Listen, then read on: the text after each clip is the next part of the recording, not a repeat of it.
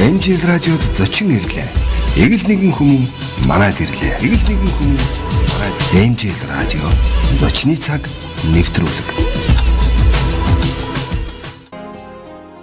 Эмчил радиотой мань хамтдаа байгаа сонсогч та бүхэндээ баярлалаа. Зочны цаг нэвтрүүлгийн маань ээлжид дугаар эхлээд бэлэн боллоо. За манай өнөөдрийн зочноор хэл шинжилгээ ухааны доктор профессор орчуулагч Доржсрөнгийн Болдбаатар хүрэлцэн ирсэн байна. Өдрийн төргий.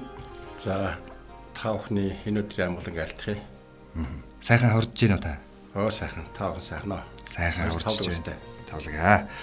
За тэгэхээр орчуулагч Доржсрөнгийн Болдбаатар гэхлээр юуны төрөндөө сонсогчдын маань бодолд бол чон сүл драман гэдэл буух бах гэж бодож байна. Та хамгийн сүүлд одоо ямар уран бүтээл дээр ажиллаж байна? Хүүт уулын бичээс буюу одоо шинэ нэрээр нь бол усан хууны шастар гэж зохиолыг гаргах гэж. Тэгээд 3 янзаар нэрлэгддэг юм л да. Өөр Монголдо болохоор шүүхөгийн үлгэр гэж. Тэгээд манайхан болохоор манжаас орчуулсан. Тэгээд жон хятадтай хүн энэ Ляншан гэдэг нь болохоор арай хүүтэн сэрүүн уул гэсэн утгатай биш үстэй гээд тэгээ буудагчсан. Хүүтэн уулын бичээс гээд манай тогтцсон хэллэг байдаг. Дэлхийн нийтдээ бол яг ханзаа харах юм бол усны хөөний шастар гэж. Тэгэхээр манайх ч нөгөө модон морь чонон сүлд гэж явдаг ч тийм ээ. Тэрнтэй адилхан усан хөөний шастар гэж. Ийм айдангаар орчуулагдчих. Чонон сүлд гэснээс энэ зохиол маань орчуулгадаад гарсан даруйдаа бас нэг жоохон шүүмжилдөртөө нэг нэрний тал дээр бас нэг жоохон шүүмжлэн тэр дагуулад байв яа. Сая би өөр хэлжтэй л дээ ер нь чон сүлдэх ёстой юм гэж тийм ээ. Төв халахын аялгуу одоо манай энтхийн аялгуу сахар амны аялгуу хоёр зөрөөтэй л доо. Тэнд бол дураг мод мор гэж ирж байгаа тийм ээ. 100 тэг 2 гэж ярьдаг шүү. 102 гэж ярихгүй 100 тэг 2 гэж ярина. 100 тэг 2. Тийм. Тэг би хэлсэн л дээ шүүмжлэгчтэй хандаж хэлж ирсэн. Тэгвэл одоо энэ юугаар ярих юм бол модон орохгүй мод орох гинэ. Тийм ээ. Их мэд. Тэгээ сүүлдээ бол ер нь сая хамгийн бод жишээ бол чон сүлд армаа маань кино олж гарлаа. Тэглээ. Тэгтээ тэр өөр Монгол орчуулагчтай бол чон сүлд яриад гаргасан байл. Дуур болохтаа бас анзаарсан бол чон сүлд гэж гарч байгаа шүү дээ. Тэгэхээр тэнд хүлээмжшөрөгдөж байна л да. Тэр шүмжлийн тухай ярих юм бол би ажиглалтын маань нэг тун цөөх хүмүүст л нэг тиймэрхүү яриад. Цөөн тооны хүмүүс нь л яриад. Үндэ бол маас бол өргөө олон төмөх сайхан хэлсэн шүү дээ. Тэгсэн. Тэнд явж байхад бол уулзсан, уншсан хүн болгол дэр нам сайтай байдаг, тийм ээ. Мэдээж хэрэг бас гадаадын хүн бичсэн Монгол ахын тухай ном болохоор шүүмжлэх буруу зүрх юм байлгүй яах вэ? Гэтэ нуруу нь ханаа нэг хайтайхан босчихжээ гэдэг утгаараа хүмүүс амх сайн мэдээ. Тэгээд ер нь ажиллаж байхад бол зарим улсууд цөөн тооны улсууд болохоор хэн нэгний бүтээл рүү дайрч өөрөө нэр төр олох гэсэн олон түмэн танигдах гэсэн тийм сонин явааргаар гараад байна шүү дээ. Би тэр үднээс нь хардаг юм л да. Тэгэж одоо олон түмний жоохон массын сэтгэл зүг өөртөө татдаг. Тийм үү. Зарим таньдаг, зүсмэддэг улс ч гэсэн тэгээ явж явах надад байдгийг. Тэгэхээр таныг бол за би бол одоо 2000 оноо ихээр гэх юм одоо Хуанжүүгийг цас дуулын нисдэг үнэг гэдэл олон зохиолуудаар би тантай танилцж эхэлжээ л да. Ер нь та энэ хятад хэлийг ер нь хизээнээс эхлээд сураад ийшээ буцалтгүй орох болов. За нэг жоохон оршил хэлчихье. Би одоо миний үед чинь баг өөр ирэх байгаагүй. Тэгээд тэр үед хэцүү байсан баг тийм ээ. Мөшийн нийгмийн ухааны ангид онц сурсан оюутнууд бас санал авнаа. Тэгээд зөвшөөрөх юм бол цөөн тооны оюутныг их сургуулийн хятадын ангид илсүүлдэг байсан. Тэгээд 6 хүүхэдтэй ангийг л олон хүүхэдтэй гэж үздэг байлаа шүү дээ. 8 тэр бол ямар олон юм бэ гэж үздэг. Манай анги 2 3 хүүхэдтэй төгсөж ирсэн.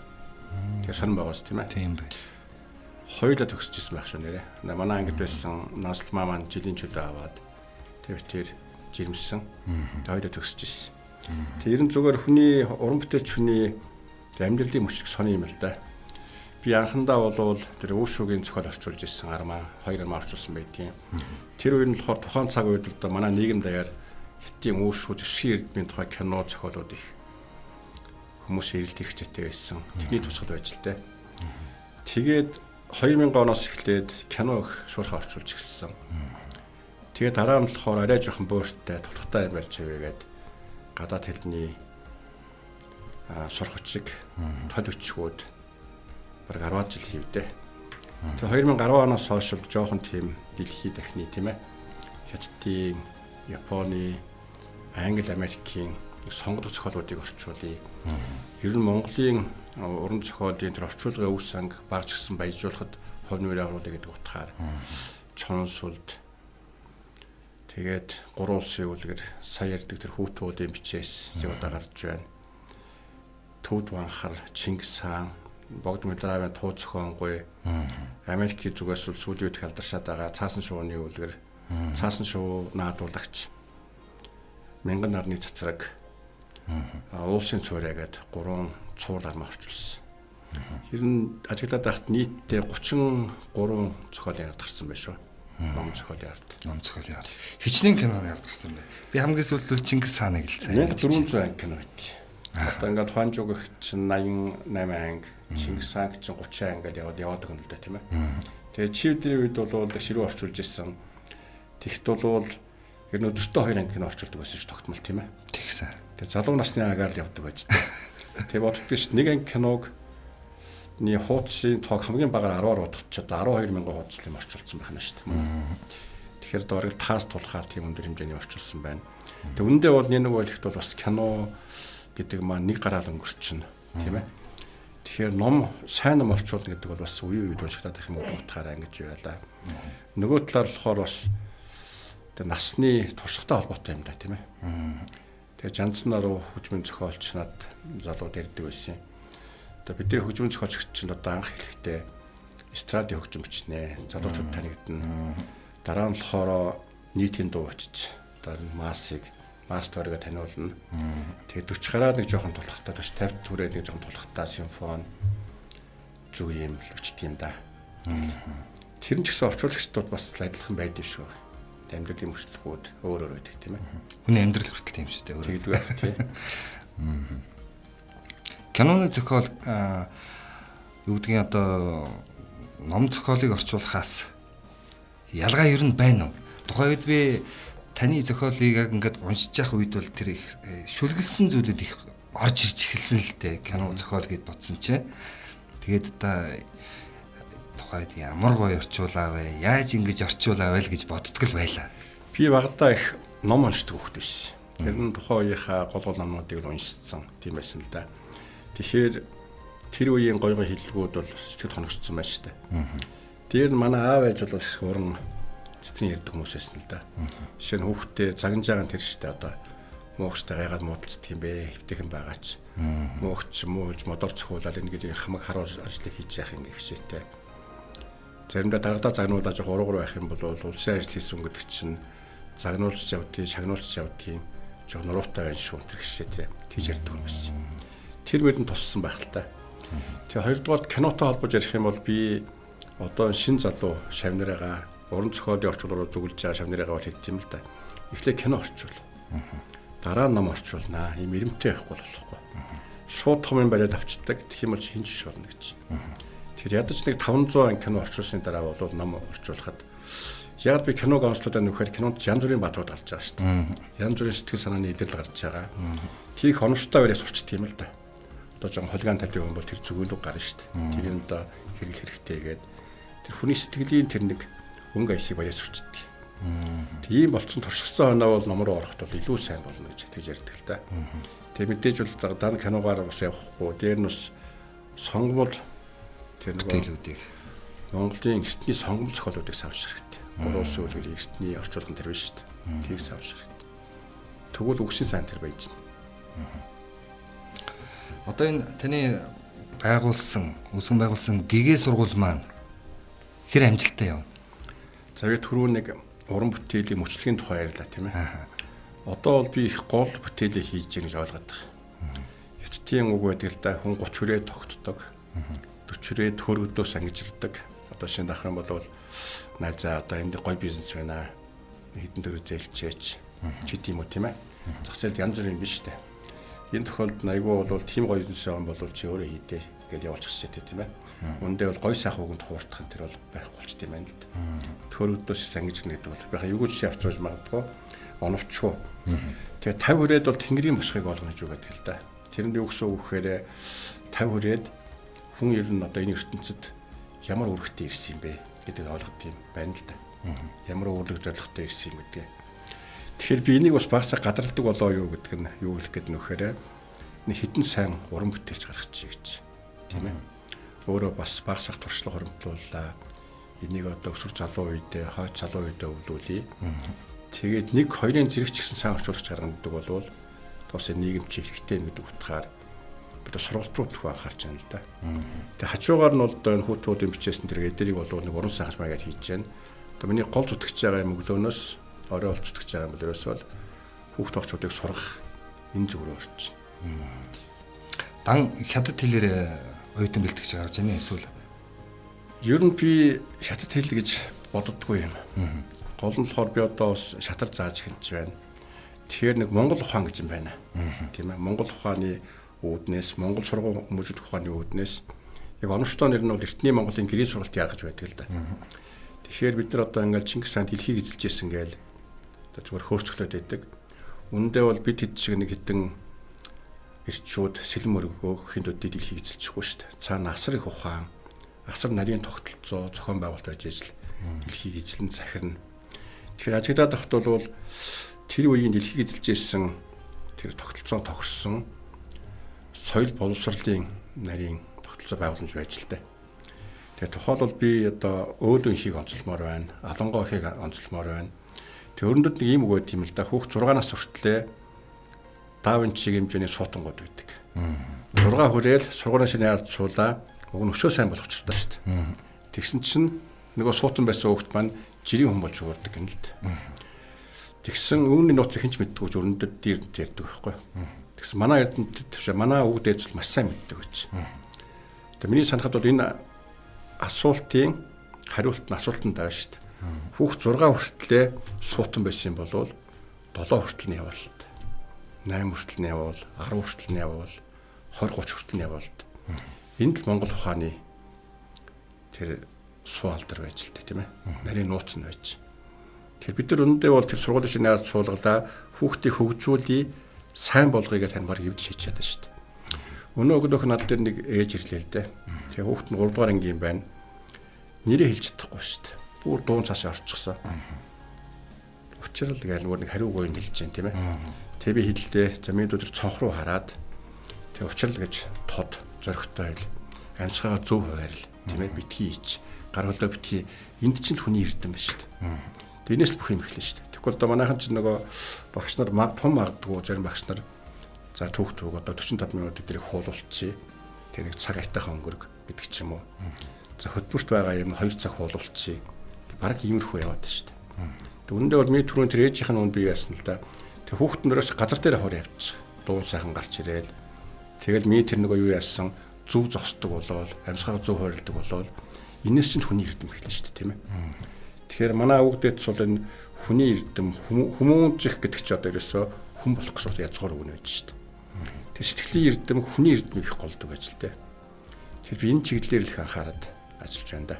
Сүүлийн үед. Тэр гэрийн хүмүүжил гэрийн сургалт гэдэг бол яалтч байхгүй их үнэтэй зүйл юм л да. Одоо тэр зүйл нь жоохон алдагдсан эцэг эхчүүд маань нэг сургуульд оруулж игээл багш нь хамаг юмаа даатгачдаг ийм л болчихчихлээ. Тийм багш нь болохоор эцэг нь анхаарахгүй ингээл хүүхд завсартаад байгаа тийм ээ. Нэг айхтар юм юу гэхээр сүүлийн үед сахим эргүүлж айхтар юм гараад байна л да. Аав нь том магадгүй орой яриад компьютерээр тоглоо суучдаг. Ээж нь зүгээр зургт үзэхгүй гар утсаараа айгуул фейс оролдоо сууж штт. Тэгээ хүүхэд нь тим орчинд уяж байгаа хүүхэд чинь одоо утсаар тоглохгүй байх юм, компьютер тоглохгүй байх юм. Тэгээ над дээр сүүлийн үед нэг айхтар юм ажиглаад тань л да. Одоо манай хүүхэд болохоо болчлоо. Уг нь одоо ингээд гар утс хариулсан чинь англиар баг хэлд орж байгаа юм л да. За тэгээ монголоор харьцдаг болсон. Англиар доор зүрийн яриад идэг. Тэгэл утас нь утас руугаа орохоор л нэг сайхан тийм харамжтай очинд орж байгаа юм шиг. Сая цагаан сараар манай хамаатангууд шавнар их олон ирсэн л дээ. Тэгээд хэл дороогүй хөвгт чинь гар утас гэж үгийг сонсонгуудаа уйлж штэ. Нэхэд тийм сони юм үсэдэ шүү тийм ээ. Тэгээ нэг жоох хямхтай хэмжээтэй байхгүй бол тэг би нэг фэшн дээр хүчтэй л дээ. Тэгээ одоо нийгмийн үзэгдэл айх тэр юм болох нэ. Тийм учраас энэ завшааныг ашиглаад бас хүмүүсийн талаар яриул. Тэр асуудлыг бол төвчргөөний төр зэсгэн тэрхээс илүү хувь хүн л өөрөө нэг хямхтай болчих юм бол засарч асуудал та тийм ээ. Гэр бүл эцэг эхчүүд нь өөрсдийн хувь хүний л өөр байхгүй.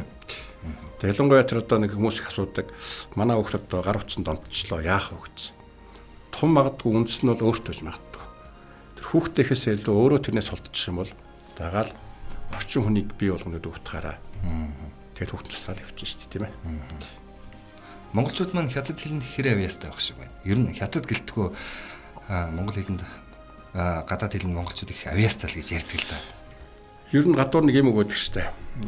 Англи хэлийг сурыг бол 4 жил хэрэгтэй. Японы хэлийг сурыг бол залуу нас хэрэгтэй. Хятад хэлийг сурыг бол бүх нас хэрэгтэй гэж ярьдаг шүү дээ. Хамгийн хэцүү хэл одоо хятад хэл болох уу тэгэхээр? Номер 1 хэцүү хэл гэж ярьдаг. Дараа нь араб хэлийг орно гэж надад ярьдаг байсан л да намайг. Их сурвалж сурж байхад. Тэгээд би нэг сони юм ярил л да. Тэгээ юун дээр одоо над дээр нэг 30 40 орчим насны голцоо нэг 14 5 хүн өглөө 7-оос 9 цагийн хооронд сурч байна. Бүгдээрээ аргал ажил арбатаа тийм ээ. Хэд 3 4 хүүхэдтэй тийм хүмүүс сурч байна л да. Онцгой сайн сурч байна. Үндэ бол амьдрал дээр нэг 30 40 настай хүмүүс идэх ч одоо гадаад хэл гэдэг нь манай үеийн сурахын хөнгөн өнгөрсөн байхаа гэдэг үе шүү дээ. Тэгж л боддоо шүү.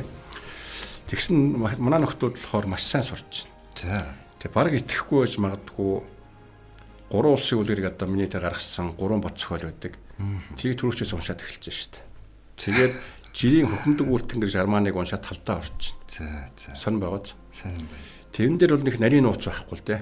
Юун дээр одоо би нөчргөө нэг гайхалтай арга нээчээл тэгээл гайхшруулаад байгаа хэрэг биш. Үндэ бол амьдрал донд байгаа тэр асуудлуудыг зөв шийдсэн л байгаа юм. Жишээ нь одоо ингээд нэг хүн юм сурах чинь одоо ингээд хэл, тоо, физик гэх нэг олон үүд нийцсэн ба шүү дээ. Алийг чөлөгтэй сурдгоо. Дээр нь болохоор тоглоом, зурагт тэргээл тийм ээ. Цахим орчинд л их байна. Ингээ оюуны ачаал их болохоор хүн чинь сурч чаддаг юм байна л да. Тэгэхээр би энийг хэлж өгдөө эхлээд одоо энэ цугаараа цахим хамаарлаас жоохон хямхтай байцгаая тийм ээ. Одоо бүр ангижрыг бол утгахгүй л дээ. Одоо PFS-оор энэ тэрх утгахгүй. Тэгэхээр хол нь хэмжээтэй байцгаая гэдэг хэлж ойлгуулдаг л да. Тэгэхээр ер нь нэг ийм үг байт юм л да. Нуус ном дээр бол хүн оюун ухааныхаа хүчин чадлын дөнгөж 5% ашигладаг гинэ. Тэгэхээр энийг бас нууцлаад их байхгүй л дээ. Нэг 3 4 сууг солонгоцны үзчих юм бол оюун ухааны хүчин чадлын 20% тийш яваадаг шүү дээ. Толгойд нь нөгөө баатрууд хэргэлдээд байна шүү дээ. За фест нэг 3-аас 6 цаг суудаг улс их олон болоод байна. Ингэх юм бол фест төр үзсэн хэрэгтэй хэрэггүй мэдээлэл нь яваад шүү дээ. Ингээ 30% яваад өгч.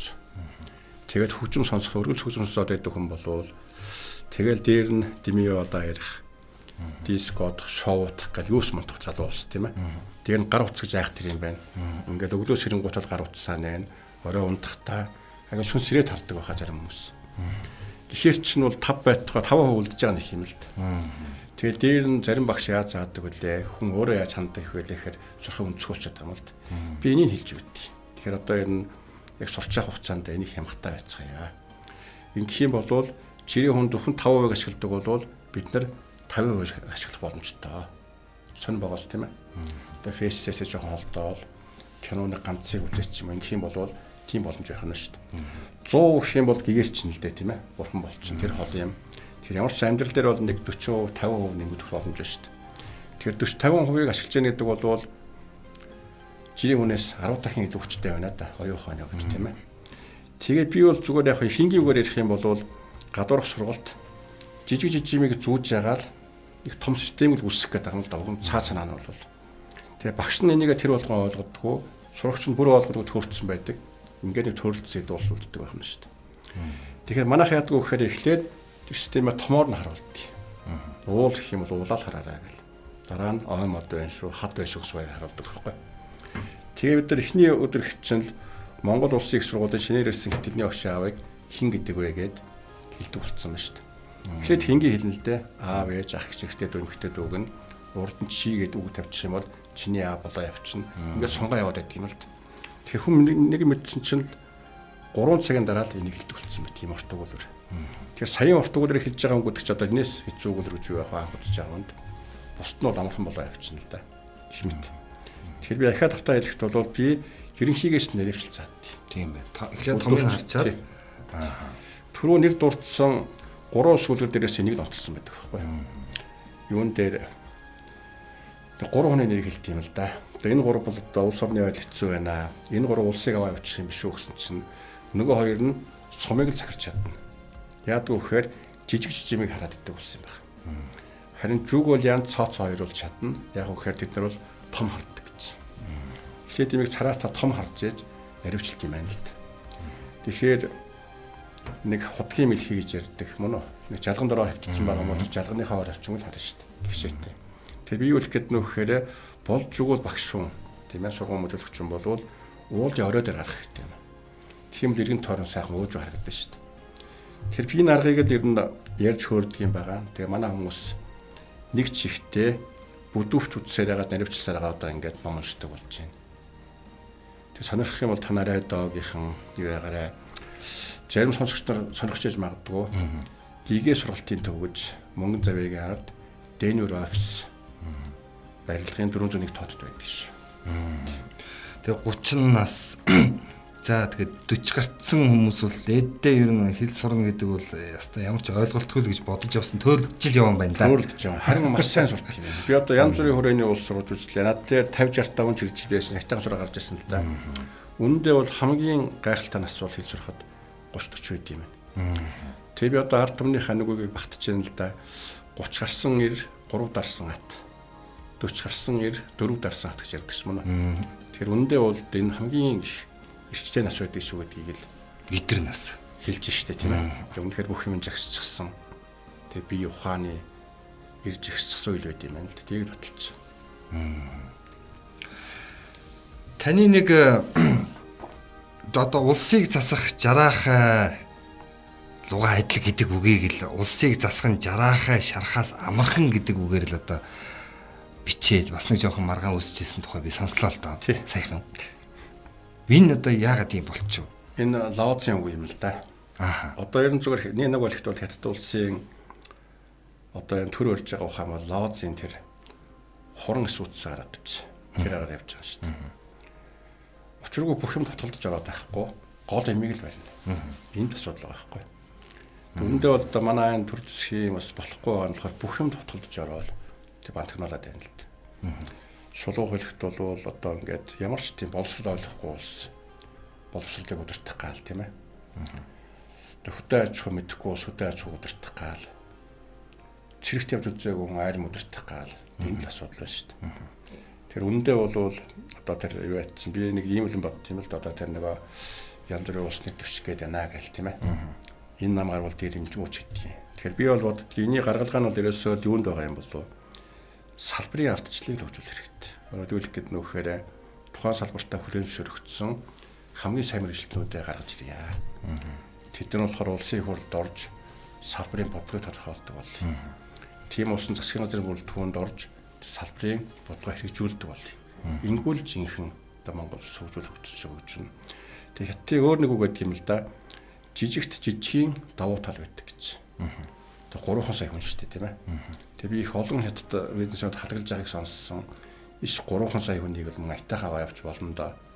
Танад одоо энэ 2 хуурхаа байтугай нэг уурхаагаар зөв менежментийг аваа явж чадах юм бол одоо Монгол бол ерөөсөө газар даахгүй баян амьдарч болно шүү дээ гэж. Хадгалж байгаа хүмүүс үү. Одоо манай зүгээр нэг дунд зэргийн хотын дарга ирэхдээ танаа энэ Монгол улсыг аим айтайхан авч юм да гэл. Хадгалж байгаа шүү тийм л дээ. Тэр үндэ бол энэ тогтолцоо бол болохгүй байна тийм ээ. Одоо ингээд яг л нөгөө хуучнараа энэ нам тэр нам гэж яриад энийг гаргуул зүгээр юм уу тэрийг гаргуул зүгээр юм уу гэж явах юм бол болохгүй л. Тэгэхээр энэ дээр бол нэг тийм ухаалаг намын удирдах байж байгаа л сая миний хэлдэг тэр салбарын ардчлалыг тэгэхээр хөгжүүлэх юм бол дараа хөгжиж юм байна. Тэгэхээр тэр жарахаа шарахтай адилхан гэдгийн учир нь энэ байхгүй юу. Тэгэхээр өөрөө ч боддоо жарахааг бол шарж яана гээл тонгочуулаад байвал шарсан жарах биш махан татш болно шүү дээ тийм ээ. Тэгэхээр зөөлөн галын тааруулна хөдөлгөөн зөөлөн байх ёстой байх юм бол тэгээд болчих юм шүү дээ. Авах мас тийм ээ. Саний юм а тийм ээ. Аха. Тэгээд саяхан бас хятадын удирдагч Си Цзиньпин манай оронд ирээд айлчлаад буцахад тэр одоо орчуулгын тухай тавс жоохон шүүмж битсэн байлээ л дээ. Ер нь орчуулагч гэж юу юм бэ? Ер нь манад бүх юм л ер нь болохгүй байна л да. Яг л тэр зүү тогтлоор яахгүй 4 жил гэдэг бол нэг бодлоо их бага хугацаа юм. Энэ дээр бүгдийг журамд оруулна гэдэг бол да их амаргүй юм л да тийм ээ. Хятад ихч одоо шинэ орчуулагч яаж болдгоо гэхээр жил болгон 200 ихтэй сургууль руу гадаад улсын яамнаас хүн томилж явуулсан. Тэгээд 200 их сургуулийн шалгарсан англи дээр шалгарсан нэг оюутныг л авах нь шүү дээ. Тэгээ улсын зардлаар ацарна. Нөгөөхөө 200-ны 6 сарын хугацаанд бэлддэг гэнэ л дээ. 3 сарын дараа нэг удаа шигшин 60 болддог гинэ. 6 сарын турш асар их бэлтгэл хийсэн хүнээс мөртөө шалгарсан оюутнуудаас 60 хүн болддог юм шүү дээ. Ахаа 3 сарын эрчимтэй бэлтгэл хийж байгаад 6 хүн шалгаруулдаг гэнэ л дээ. Тэгээд 6% авахын тулд бол 6 сарын хугацаа явна. Асар их хөрөнгө сүйтгэн. Тэгээд сүүлийн үед хятадууд бол орчуулагчийн үүргийг бол нийгмийн үүргийг асар их анхаарч үзэж байна л дээ. Тэгэхээр манайд бол энэ байдал урсгалаар явагдах. Тун магадгүй одоо би нэг үлэгт бол тэр сайдын хүүхд юм нэлээ, тэр даргын хүүхд юм нэлээ гэсэн улсууд явж л байдаг л да. Урд төгссөн тэр гээд. Үндэ энийг бол нэг сай даргын хүүхд харахаас өмнө жинхэнэ авьяас тийм ээ. Авьяастай бол авчих асуудал юм л да. Тэгэхээр энийг жоохон бодлоготой байхгүй бол ялангуяа тэр төрийн орчуулагч, синхрон орчуулагч гэдэг амаргүй юм аа. Зүгээр нэг ихтэй сургууль төгссөн төдийхнэр хийждэг ажил биш л дээ тийм ээ. Англи, орос хэл дээр бол одоо жишээ нь аюуны реалтийн татвар гэдэг чинь реалти гэдэг үгийг хэлчих юм бол саад угаа болгоо шүү дээ. Хятад дээр бол одоо бараг л тимээ гэж хэлж яхаж бараг ямаа гэж хэлж ижил ойлгохоор тийм хэцүү юм байгаа юм л да. Үүндээ амаргүй юм байна. Тэгэхээр их олон юмыг энэ талаас нь бодж үзээсэй. Тэгэхээр түрүүн ярьдаг тэр 3 улсын үлгэрдэг зохиолыг л их унших юм бол нэг ойлгодог болно л да. Ягаад тэгэхээр нэг өрөндийн бишээ Зүүн Азийн Хятад, Япон, Солонгос, Сингапур гээд том улс төр бизнесүүдийн ганц уншдаг ном л да. Чи Солонгост ажиллаж байсан магадгүй сонссон байж магадгүй. Солонгос тийм үг байдаг шүү дээ. Зүрч цуг. 3 улсын үлгэрийг 3 удаа уншаагүй хүнийг бол хүн гэхэд хэцүү гэж. Тэгэхээр нэг бодлыг хүн болгодог. Ухааныг хурцлдаг л тийм ном байна л да. Тэгээ хазаар бол харин одоо манай удирдлагын активийн идэвхтэй уншигчнаар байгаа. Удирдлагын активийн оюутан суралцагч нар, багш нар тэр нь одоо бас багандгаа энэ төргээд бас нэрлэлтэй улс төрчд уншиж байна л да. Тэгээ энд баярлаад байгаа.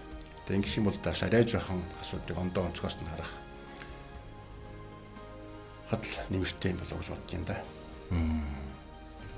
Тэгээ монголчууд бидний цуснд гэдэг юм уу нэг юм байна л да. За нэг урд зүгийн хүн гэвэл ерөөсөө нэг тийм эддэ хүн чөтгөр үтцсэн юм шиг л үтсэн. За одоо бол тэгэл юу гэдгийг хятадтай холбоотой айлгийн хятадын хүүхдэл гин гэл их олон зүйл ингээл яригдах юм а. Та ер нь одоо энэ хятад гэдэг улстай бас ойрхон байна гэж би ойлгож байгаа шүү дээ. Ягаад тэгэхээр одоо хөлийн судалж байна тийм ээ. Тэгэхээр тэр нутгийн тэр орны түүх соёл гэдэг зүйл яалтч байхгүй дагаад одоо судлагдах асуудал болж ирж байгаа баг. Тэгэхээр таны бодлоор одоо ер нь хятад гэдэг үндэстэн бидний яаж ойлгох ёстой юм бэ? Надад ч бас ганц нэг сүлжээнд дээр хятадын хүүхдэн гэсэн нэг юм явж идэг л да. Тэгээд тоодохгүй юм. Ягаад тэгэхээр гол нь болохоор Монголд цэвэр хятад цусгүй гэдгийг батлуулсан цөөхөд юм байт юм л да. Энэ нь болохоор би буюу миний үеийнхэн буюу тэрнээс урд үед тэдэнд гэж сурж байсан улсуудыг төв хорооны үд сурталын хэлтсээр орж шалгуулдаг гэсэн. Тэгэл материал аваа явчихна. Одоо шалгаж байгаа юм гээ. 5 үе, 7 үе шалгадгийн нэлээд энэ гэж ярьдаг байсан л да. Тэгэхээр бол би тэр тал дээр бол одоо үнэхээр дөрөв баталгааг авцсан гэж хэлж болно л да. Тийм ээ. Тэгсэн мөртлөө одоо намагч тийм хүүхд юм нэлээд энэ гацтанд үтсэн байдаг да. Тэг ер нь зүгээр муу арт том гэж байдаг юм а тийм ээ. Муу арт том гэж байдаг юм. Тэгээ би энэ тэнд их бичтэй ярьдаг л да. Тайванд би нэг удаа явж исэн чинь таксины цонхон дээр юм бичсэн байх шүү. Солонгос хүнд үйлчлэх гэж. Цонхон дээр нүү? Тийм. За. Тэгэхээр юу хэлэх гээд нөхөөр Тайван Солонгостой хоёр үндэстэн хүмүүс л одоо биенийгаа тийм төвшөнд хүрсэн байна шүү дээ. Тэгэхээр одоо манай Монголд бол учиргүй нэг хятад хүнд үйлчлэхгүй гэсэн тийм бичиг бол хадаагүй байна тийм ээ. Тэр нэг урд нэг тохиолдол байна уу? Монгол хүн хоёрыг оруулахгүй шүү гэсэн нэг. Тэр ганц нэг юм байж магадгүй. Тийм. Тэгэхээр юун дээр ер нь дэлхийд дээр нэг юм би тэр Америкт очиж үзсэн л дээ. Тэгээ Сиэтл орчим очиж үзэхэд бол тентхийн хүмүүс нь Канадуудаа жоохон дурамжхан байх та. Канадууд нь ч гэсэн одоо Мус Америкууд гэсэн янзтай байд ажиглаж байсан л да. Тэгэхээр ер нь юм хурш үндэстнүүд бол хоорондоо бол их жоохон таарамж муутай байдаг шүү. Жишээ нь дайнчууд их ч одоо дэлхийн хамгийн тэнэг хүмүүс Шведэд амьдардаг энэ төргээл тийм онгой байдаг л да. Тэгж ярилцдаг энэ төргээл. Тэгээд жоохон ард түмэн бол хоорондоо тиймэрхүү юм байж болно. Цөөн хүрээнд бол тийм байж болно. Гэхдээ хамгийн гол нь тэр улсуудад болохоор улс төрчид нь болохоор энийг улс төр хийгээ явчихдаг. Тэгээд нэг улс төрийн ашиг хонжоо олгоо явчихдаг л асуудал байх шүү. Тэгэхээр бол зүгээр нэг тийм хөө ойр зүрийн асуудал байж болно л да тийм ээ. Тэг ер нь зүгээр сүлжээнд тэрс ажиллаж байхад бол манай Монголын талаач таагүй энэ юмнууд бас ганц бичсэн байдаг л да. Тэг ерөнхийдөө судлаачийн үед ажиллаж байхад бол манай хоёроор нэг харилцаа бол ерөнхийдөө бол хайтайхан шүү дээ тийм ээ. Учиргүй нэг айхтар юу яатсан. Тэгээ муугаар удах юм л да бид нар ч одоо хятадуудаа байлдаа тулаад юу болох вэ тийм ээ. Зөвхөн зэхтэй байна. Дэлхийн одоо бараг 2 3 дугаар айран байна. Энэ үднээс удах юм бол тэгэхээр ер нь зүгээр улс орон байт тухай хувийн ч гэсэн ер нь хүнтэй өвтэйхэн харьцаал явуул тийм ээ. Тэр нөхцөл байдлаа өөртөө ашигтайгаар эргүүлэхэд бол асуудлын гол оршин шүү дээ. Ер нь нэг юм үг байдаг. Ер нь зүгээр тухайн нөхцөл байдлыг ялангуяа тэр хүнд амаргүй нөхцөл байдлыг өөртөө ашигтайгаар зохицуулахад бол амьдрах хурлаг байдаг юм даа гэж. Тийм айтайхан үг гэдэг шүү дээ. Энийг бодож яваар шүү. Монгол орн маань одоо дэлхийн хүчрхэг хоёр гүрний дунд бол байна л да. Өнөө цагт. За урд нь бол монголчууд маань бахархан ярих дуртай нөгөө нэг их эзэн Чингис хааны үеийг л их одоо ярьцгааж байна. Тухайн үед одоо их Монгол улсыг яаж байгуулж яв гэл ингээл одоо тэрний задрал гэл олон сайхан зүйлүүдийг яриад тэндээс одоо юу гэдгийг залуучууд маань бас нэг омгших гэдэг юм уу ийм зүйл аваад ирэнгүүтээ нөгөө түүхэн дундчин хятад Монголын мэдээж сайнтай муутай олон зүйл байгаа шүү дээ. Тэгээ тэрнийхээ муудлыг бас илүү хараад нөгөө нэг хятадууд хужаанар гэдэг энэ үзэл нь бас жоохон давмгаалчих гээд байгаа юм болоо та гэж яас хараад ирлээ. Жишээ нь нэг хэсэг чинь мараг одоо 3 жилийн өмнө хятад Япон хоёроор байлдах шахлаа шүү дээ. Тэгээд улс төрчид нь болохоор ингээ бараг байлдах шахаад идэг. Тэгсэн чинь ард түмэн нь болохоор тэдэрт ороогүй. Харин хоорондоо тэр харилцдаг юм улам их болоод тэр Хоккайдо энэ чинь нөгөө хятадын жуулчд эрс нэмэгдлээ шүү дээ. Уул бол жинхэнэ өстө дайцсан хоёр хүн шүү гэвэл тийм үйл байх болов гэсэн чинь бараг дайн болчих нөгөө юм болсон шүү дээ. Тэгээд хятадын жуулчдыг очиод Японы эдийн засгийг сэргээлээ энэ тэргээд тийм үг шүү дээ. Би өнгөрсөн жил Тайландд анх очсон л доо. Тэгсэн чинь Гонконгийн сон дээр уншиж байхад Тайландууд хятадын жуулчд их таруухан байна гэл. Тэгээд сэр нусаа хийдэг энэ тэргээд анилдаг л дээ. Тэгээд зарим хүмүүс дургуутж яаг нэг нь тэгсэн мөртөө засгийн газар нэгт дэмжиж байна нэ. Ягаад тэгэхээр жил 5 сая хятад жуулчин очно гэдэг бол Тайваны эдийн засгийн үндэсний дэвтэрийн 12 бүрдүүлж байна гэж. Тэгэхээр их л ухаалаг хандах хэрэгтэй юм шиг тийм ээ. Улс төрчид нь хоорондоо үзэж болно. Энд үед бол ард түмэн шуураа орчдгоо тийм ээ. Нэг асуудал жоохон таагүй байж болно. Тэгэхэд нөгөөтгөө баллаа хийчихдэг. Энэ дээр л одоо манайхан дээр доргоо нэг жоохон ухаан гарах хэрэгтэй юм шиг байна л да. Зүгээр ингээд ажиллаж байхад манай эрдэмтэн судлаачид орчуулагч нар хятадын одоо күнзийн үеэс ахгуулаад л мундаг зохиолуудыг танаас өсвөлөлийг л орчуулаад тийм ээ. Монголынхоо одоо хүмүүст хүргэж байна. Гэтэл өнөөдөр эсрэгээр хятадууд хэр одоо Монголын одоо тэр зохиол бүтээлүүдийг өөрийн хэл дээр орчуулж нийтэлж хятадууд сурталчилдаг юм болоо. Манай ингээд зүгээр сошиал ертөнцөөр харж байхад тийм юм явлаа гэх дандаа нэг манай нэг жоохон хар бараан гэдэг муу талыг л ингээл явуулаад байгаа юм шиг харагдаад идэгин. Хорийн жишээ авах юм бол Чонсол Дарман саяхан өнгөрсөн 7 сард монголчуудаар хэвлэгдлээ. Уг нь урд нь бол 2 удаа гарцсан байгаа шүү дээ тийм ээ. Тэгээ тэр хоёр нь бол явахгүй байна, хүмүүс уншихгүй байна гэдэг утгаараа одоо Монгол улсд бол ер нь 60,000 давсан уншигчтай болчлоо. 3 сая иргэнтэй Тэгээд нэг ном 60,000 зарагддаг гэдэг их том тоо шүү дээ тийм ээ. Тэгээд энэ утгаараа бол тэр үндэсний хэвлэлийн хорооноос манай юг авсан л да. Тэр хийг авч хэвлсэн л дээ. Тэгээд миний орчуулгаар хэвлсэн. Тэгэхээр энэ бол нэг бодлын одоо Монгол контент бас гадаад зах зээлээр гарч байгаа нэг дээр тийм тэр улсын тэр бодлого зөвшөөрөхгүй бол тэр улсыг цэвэрлэхгүй л дээ тийм ээ. Тэгэхээр цаанаасаа бол доос энэ нааштай хандж ирдэг илэрхийлж байгаа юм л да. Саяхан баг ондугаар титэм үгээ нөгөө юун дээр Леонингийн хэвлэлийн хорооноос монголчуудаар хэвлэгдсэн. Тийг над руу явуулсан байна лээ. Гар усгаа зурж тамхтайгаа. Тэгээд одоо иймэрхүү нэг ойрын жишээ хэлэхэд бол ингээл монгол зохиолууд багшаа гараал байна. Одоохондоо бол монгол хүчээр гарч байна. Тэгээ явандах гайгүй болох юм бол хэтэл дээр дамжаал хэвлэгдэнэ л дээ. Би нэг тэрнээс ягаад уучлаарай өгч тасалжээ. Одоо ойрын үеийн жишээ гэх юм бол одоо чон сүлдийн зохиолч чанарангуй одоо манай гээ паблишинг компанид тэр чон сүлдийн манга хувирыг гаргах эрхийг өгсөн. Оо за за. Тэгээ мөртлөө Азийн зах зээл дээр гарах эрхийг өгсөн. Одоо төр засгийн холбогд байгууллагад хэмжээд өгөх юм бол одоо энэ Монгол ах уу тэгээ Монгол соёл бас гадагшаа гарах нэг үүд халга нэгдэж байгаа юм л да тийм ээ. Та энэ хятадын зохиолч Зян Рүнтэй хэрэг уулзчихъя.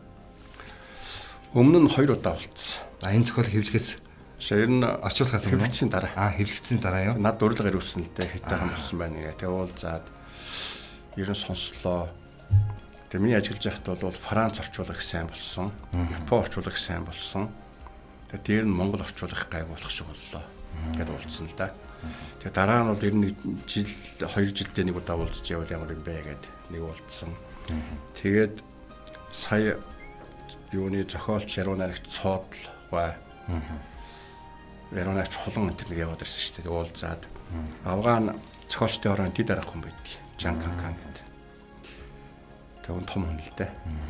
Тэгээ сая надад бас нэг хувийн хувьд ирүүлсэн байлаа. Одоо нэг уулзъя. Ялангуяа тэр манга зохиол одоо холбогдсон дэргэнд гаргаж зурх маягаар ирээч гэдэг. Тэгээ ирэхдээ оногт тийшээ нэг хөлгөмжлөө зарчаад ирнэ дээ. За. Тэгээ боломж байвал ирээд та хүн дахиад нэг хочлоо идэх үү. За тэглэв яах вэ? Надад чиг сонирхолтой яриа болох юм байна. Тэгээд ер нь муу ард түмэн гэж байдаг гэж та түрүү хэллээ. Муу ард түмэн байдаг гэж үнэтэй. Тэгэхээр яг зүгээр ард түмэн улс үндэстний соёл гэж нэг актер юм байна. Хэл, соёл, хэл. За энэ гурав үгүй бол одоо ер нь ард түмэн бол байхгүй болноо гэж бол ярьдаг шүү дээ. Тэгэхээр бид бүхэн өөрсдийнхөө монголчууд бид бүхэн өөрсдийнхөө соёлыг тийм ээ одоо энэ хоёр хөрштөө дэнт их алдаад байна уу та? Гэсний юм нэг хардлага гэдэг юм уу юм төрөөд идэг л та заримдаа. Гүн чинь ингээл ухаад үзэхээр уг үндэс нь Монгол байгаад идэг. Үүндээ бол юу яд юм а тэр нэг бид нар алдаад байгаа биш бид нар ачаагүй байх. Ялангуяа одоо манай энэ дээгүүр байж байгаа ус ойлгохгүй ус гарч ирээд байна л да. Зүгээр намын технократ төлөвтэй нэг нөхрөө суучдаг. Тэгээд цараатай юм бодохгүй байна л да. Тэгээд түрүү өөрөө хятадын тухайд урдлаа сүүлийн үйл бодож байна л да. Энэ юуны хятадын тогтолцоог судлах хэрэгтэй шүү юм аа. Тийм ээ. Би жоохон ингээд төрийн бат өх чанарыг хадгалдаг, уламжлалыг хадгалдаг. Жишээ нь хятад улс төрийн зөвлөх гэж тогтолцоо байна л да. Тэнүүгээрээ бол яг хоо тэр ардын их хурлаараа бол хуулиудаа хэлэлцсэн. Улс орныхоо өмнө тулгамдж байгаа асуудлыг тэр улс төрийн зөвлөх тогтолцоогоор хооронд илэн төлөнгө барьдаг. Тэгээ манай Монголд бол энийг харин лордын танхим гэдэг юм уу, сэцтийн чуулган гэдэг юм уу, иймэрхүү тогтолцоо хэрэгтэй юм шиг. Яг улсын хурл, ардын хурл, улсын хурл нь байна л үс тийм ээ. Хажуугаар нь одоо нэг ийм тусгай. Одоо Англид бол 2 танхимтай шүү дээ. Лордын танхимдаа бол жигэн тийм гол зангилаа асуудлаа ярьдаг.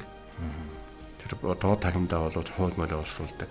Тийм байр үс ажиглагдаад байдгийг. Тэр Япон, Америк шалгаагүй тийм биш. Дээд доод танхимдаа тийм ээ. Энэ тогтолцоог нь оруулж ирмээр юм шиг байгаа юм. Хоёрдугаар соёлтой холбогдох юм бол би нэг тийм том юм яриад байгаа. Үндэ бол одоо Монголтой холбож ярих юм бол хамгийн том соёлын асуудал мөн л дээ. Соёлоо алдчих юм бол хэлээ алдчих юм бол тухайн үндэст хамгийн гол хэв шинжээ алдчих байгаа асуудал. Тэгэхээр би зүгээр нэг ийм л юм боддог юм аа. Одоо 2000 одоо энэ удаагийн ерөнхийлөгч баг амжихгүй байх л да. 2017 оны ерөнхийлөгч жоохон гайгүй хүн болвол нэг ийм л юм хийсэн. Одоо 2 Солонгос байлдах нь холгүй байна шүү дээ тийм ээ. Тэгсэн мөртлөө хэл бичиг нэгтэй байна. Соёл нэг байна. Тий. Тайван, Хятад хоёр бас хуучин бичиг шинэ бичиг шиг адилхан юу штэ. Зөрөгтэй штэ. Хоорондоо урагд байлдахад холгүй байсан штэ. Тэгсэн мөртлөө хоорондоо хөрвдөг програмтай болцсон. Одоо жишээ нь хилээ шууд хөрвүүлэх нь шүү дээ. Бичгээ хөрвүүлэх нь. Бичгээ хөрвүүлэх нь. Одоо наад хаттын юугаа яахгүй хүн болвол саралжилсан юм байгаа шүү дээ. Тайваныхаа бичгийг бол наад хаттууд тэр болгоо ойлгохгүй. Үнэхээр залуучууд ялангуяа ойлгохгүй. Тайванчууд наадтайхаа тэр болгоо ойлгохгүй. Тэгсэн мөртлөө тэрийг нэг програм яагаад нэг л коннект дарахад шууд хөрвдөг байхгүй. Тэгсэн чинь сайн нэг сонирм сонслоо. Шинжааны казак, Казахстаны казак хоёроос ондоо очигтэй юм л дээ. Нөгөө энэ Казахстанууд нь болохоор бараг л кириллтэй төстэй тийм бичгтэй юм байна. Нөгөөд нь болохоор араб бичгтэй байна л да. Тэгээ татгалзаа. Тэгсэн мөртлөө хоорондоо бас хөрвдөг. За. Тэгэхээр би юу хэлэх гээд нөхөөрэ Монгол бичиг кирилл бичгийг хөрвдөг болох юм бол өөрөө ч цаа зовоод байгаа. Одоо үнэндээ бол манай Монгол соёлын бараг 5% нь монгол бичиг юм шүү дээ. Тэгэхээр монгол бичиг авъя гэхээр одоо ингээл эсрэг үст улаан жадалдаг нэг хэсэг болсон шүү дээ.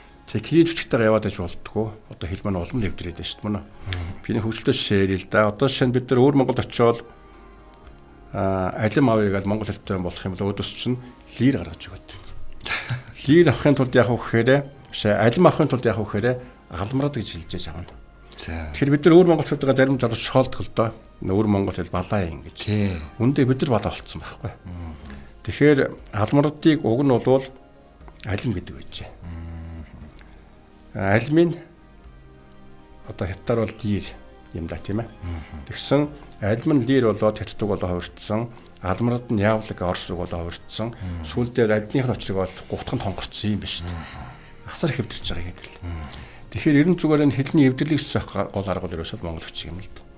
Тэгэхээр монгол бичгийг авъя гэх юм бол одоо ингээд задлан сэргүүцдэг улс олон байгаа учраас юу ч хөдөлгөхгүй шийдэх нэг арга нь юу гэхээр ерөөсөө хоорондоо хөрвдөг програм болчих програм.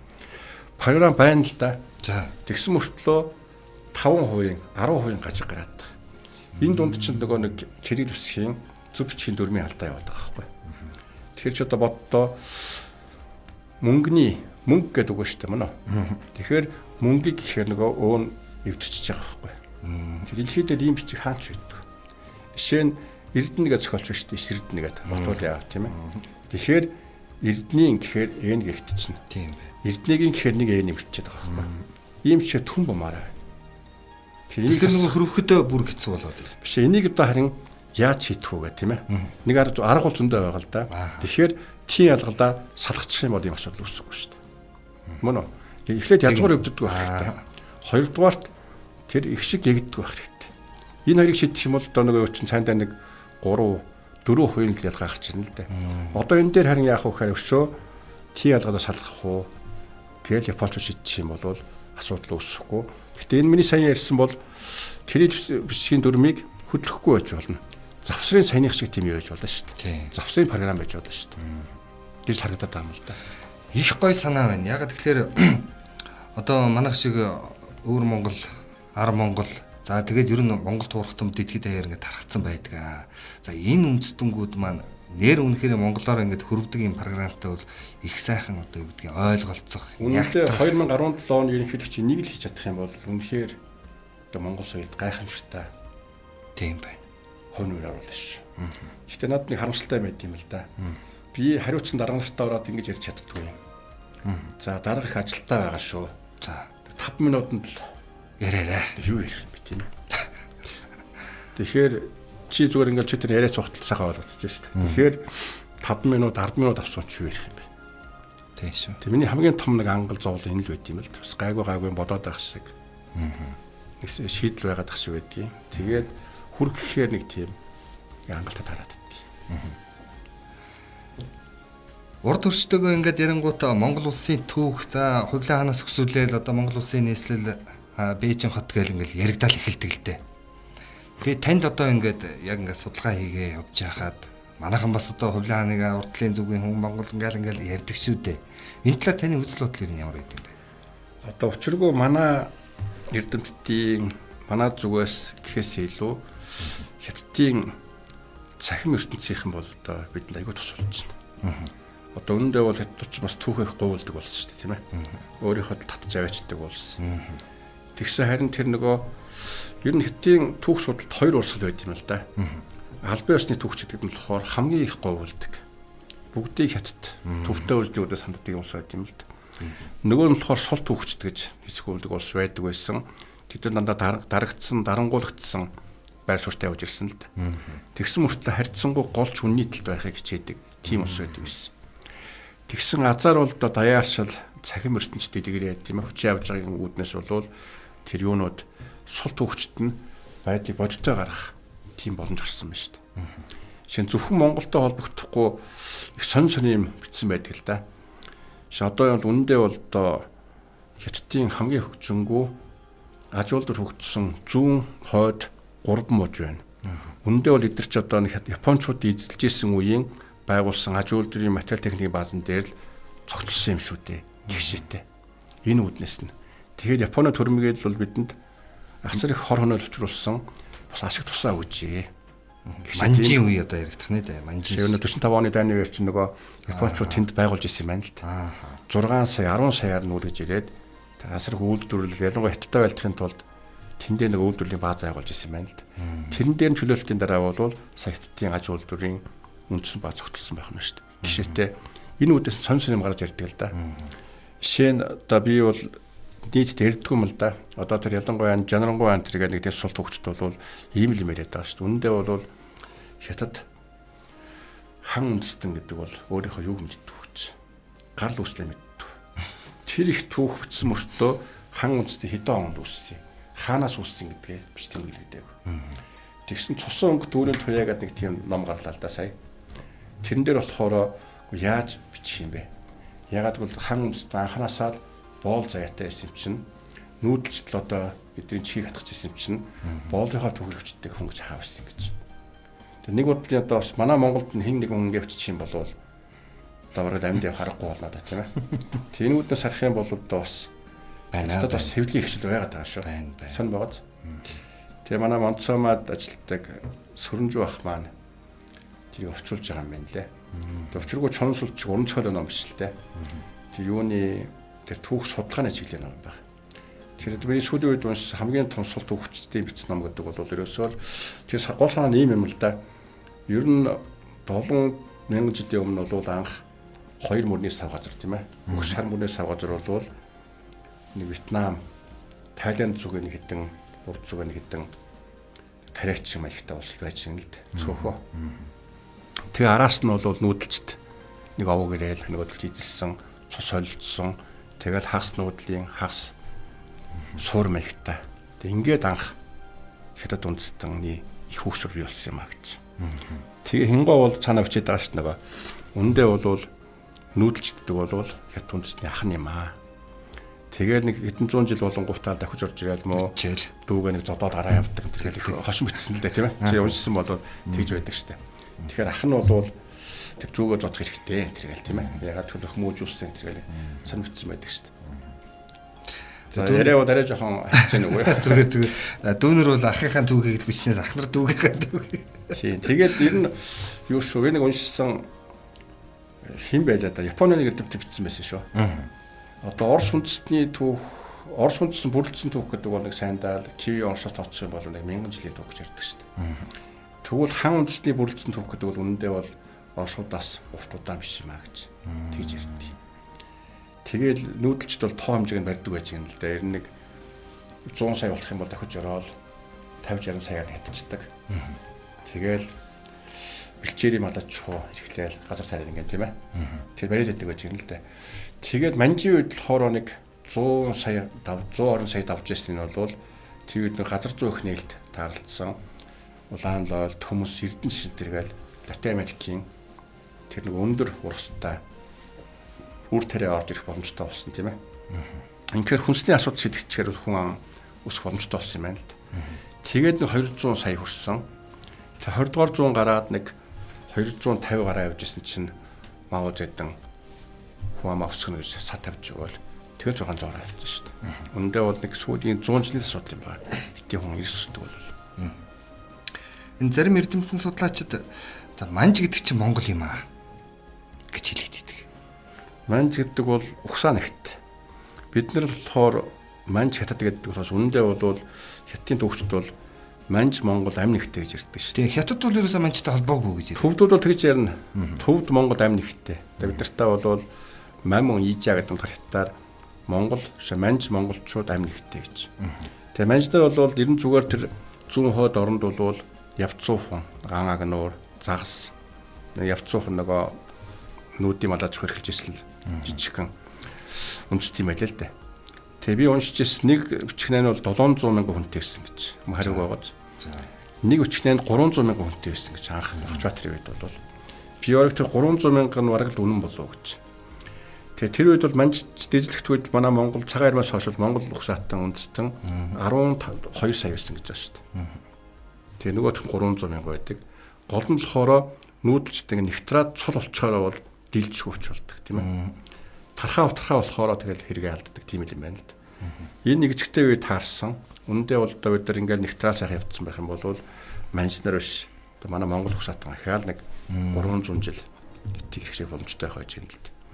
Гэтэ түүхэнд бол гівч тэгвэл гэсэн тийм үг байдаггүй гэж байдаг шүү дээ манай. Тэглэг яах вэ? Ер нь бол манж Монгол одоо юу гэдэг амь нэгтэй ер нь манжийн хаад ш тэр одоо юу гэдгийг хаттаа гэдэг юм уу тийм ээ одоо ноёдын хааттыг Монголоос авдагч гэдэг юм уу за одоо тэр манжийн хааны ордонд тухайн үед бол Монгол гэр байдаг байсан. За Монголын тааж ноёдууд ирэхээр тэнд одоо байрладаг гэх мэтчлээ. За хятадтай бол тийм байгаагүй гэх мэтчлэн сонь түүхүүд бас байдаг юм байна лээ. За ингээд тав тэрийн яриа бол их сайхан болж гэнэ гэж би бас бодож байгаа. Тэгэхээр одоо хамгийн сүүлд ер нь урд хөршийнхэн маань монголчуудын тухай ер нь кино хийж гэнэ үү? Таны олд сонссноор. Мантгач заатан гэж кино хийчих. За тийм 30 анги кино тэгээ юу хувлартай. Кино хувлартай тийм кино хийчих.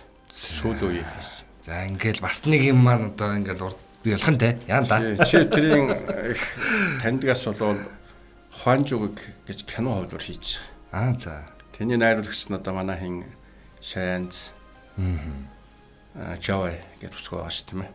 Одоо манай Монголтой холбоотой байд юм байлээ.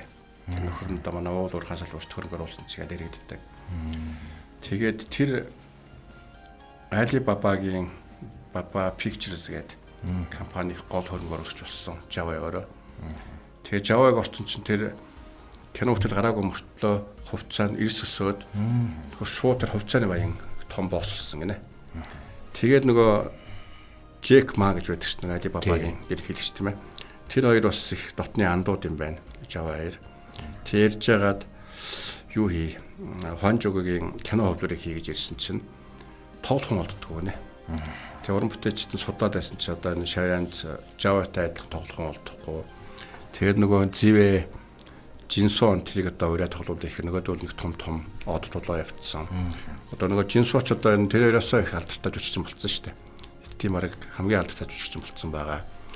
Тэгэхээр насан ч тохиромжгүй юм. Тийм байр суурь тохиромжгүй юм гэдэг үүднээс хүүхэлдэйний хуулиар болохоор шийдэж байна. За. Тэгэхээр 140 минутын хүүхэлдэйний хуулиар одоо тэгээ манай үзэгчид би тэрийг л хөөцөлдөж байгаа. Одоо мураан хуу юм гарч ирэх гэдэг энэ да. Тийм муулан тийм ээ. Мулаан. Тийм муулан хөө. Та ер нь кино орчуулахдаа Хуанжугийн хамгийн анхны кино юу таны? Гэхдээ урд нь цасуулын нисдэг үнэг. Тийм. Тэрний дараа нь Хуанжуг. Швеко өсгөн хөвж яа тэгээд байгаа шүү дээ. Тийм. Хуанжуг өчндээ сүүлрүү хаа. Тийм байна. Тэгээ Хуанжуг их чинь нэг зурагтаар гараад хамгийн сүүлийн 2 анги жилүү бас кино театрт гаргаж ирсэн тохиолдол байт юм. Бас Монголд бас анхны л юм болж исэн юм даа. Тэгэл тэрүүгээрээ гол ашиг олж байгаа шүү дээ, тийм ээ. Тэр наадам шиг юм болоод. Яг тэр Хуанжугийг орчуулъя гэж бодож исэн ба. Тухайд бол зүүн Азиудаа бол Хуанжугийг гараад их удаагүй байсан санагдаад байна. Тэр нь зүгээр л айхтар үзэгдэл болсон л доо. Хятад даяараа шуугаал одоо чинь нөгөө дэлгүүр хоршоо энэ хөнгөө годомж хоосрол явцсан шүү дээ. Тэгээ хятадыг ажигладаг хүн чинь тэгэл нэг л гоё кино болчлаа гээл. Тэгээ үзсэн чинь их хөөрхөн үйл явдалтай байдаг. Тэгэл аваад ирсэн чинь л Монголд ч бас чамгүй болсон тийм. 25-ыг үздэг хүрээ их явц байсан мөртлөө бол нэг сайн хүрсэн шүү дээ хүмүүс тийм ээ. Улаанбаатарт л гардаг байлуу да тэр үед чинь. Тэгчл өрөөсөө л шуугаа явцсан шүү дээ.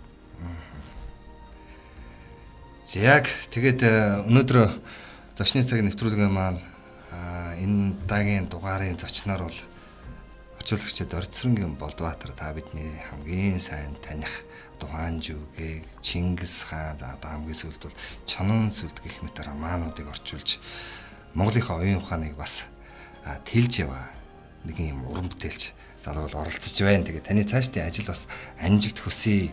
Мөн одоо таны шавнарт бас амжилт хүсье. За та бүхэн намайг нэвтрүүлэгтээ урьж оруулсан их баяртай байна. Тэр нь боломж байвал дахин дахин хууч хурж явуулах зүгээр юм байна шүү дээ, тийм ээ. Тэгэлгүй яах вэ? Бидэрт бас их сонин содон мэдээллүүдийг бас дахиад радио сонсогчдод маань хүргэх байх гэж бас бодож байгаа. Тэгэхээр дараа хоёулаа бас дахиад сайхан ярилцсанаа. За тэг тохирлоо ш. За баярлалаа хүнд сонсогчдоо. Зочны цаг нэвтрүүлэг маань энэ хүрээд бол өндөрлөж байна. Манай өнөөдөр энэ зочноор хэл шинжилгээний доктор профессор орчуулагч Орцронгийн Болдбаатар оролцлоо. Дараагийн нэвтрүүлгээр дахин уулзлаа. Түр баяртай. Энэ жил радиод зочин ирлээ. Эгэл нэгэн хүмүүс манад ирлээ. Эгэл нэгэн хүмүүс манад. Энэ жил радио зочны цаг нэвтрүүлэг.